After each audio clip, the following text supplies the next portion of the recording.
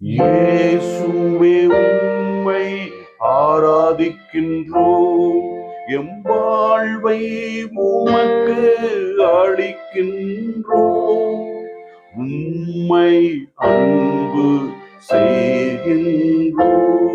இன்றைய இறை வார்த்தைகள், நாம் கடவுளை தேடி சென்று அவரை நோக்கி மன்றாட வேண்டும் என்றும், மனம் மாற்றம் பெற்று ஆண்டவரிடத்தில் வாழ வேண்டும் என்றும், அதனால் நாம் ஆண்டவரின் அருளில் என்றும் நிலைத்திருப்போம் என்றும் விளக்குகிறது முதல் வாசகம்.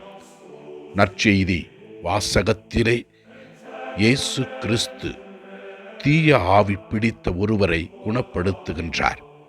இயேசுவின் எதிரிகள் அந்த செயலிலும் குற்றத்தை கண்டுபிடிக்கிறார்கள். இயேசு அவர்களுக்கு தெளிவுபடுத்துகின்றார். தான் நல்லதை செய்ய வந்ததை வெளிப்படுத்தி தீய ஆவியிடம் நாம் கவனமாக இருக்க வேண்டும் என்று விளக்குகின்றார். ஆண்டவரே, உமது அருள் பிரசன்னத்திற்காகவும் நீர் எங்களுக்கு செய்கிற அற்புதங்களுக்காகவும் நாங்கள் உமக்கு நன்றி கூறுகிறோம், உம்மை ஆராதிக்கின்றோம்.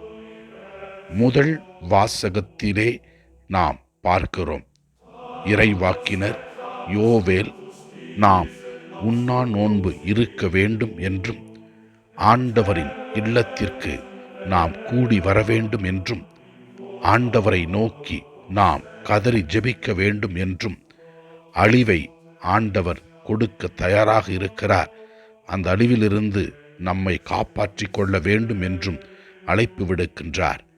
ஆண்டவரின் அருளை பெற்று வாழ்ந்து கொண்டிருக்கிற நாம் ஆண்டவர் கொடுக்கின்ற ஆசீர்வாதங்களை உணர்ந்து அவருக்கு ஏற்றவர்களாக வாழ ஆண்டவரிடத்திலே ஜெபிப்போம்.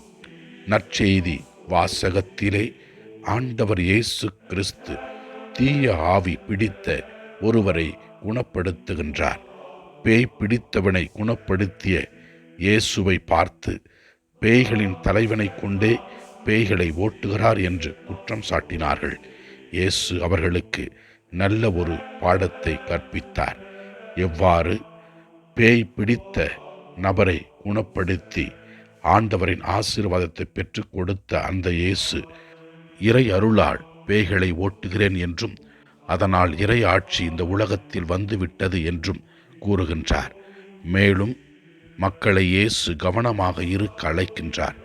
இல்லையென்றால் சென்ற பேய் மீண்டும் பல பேய்களை அழைத்து வரும் என்று கூறுகின்றார்.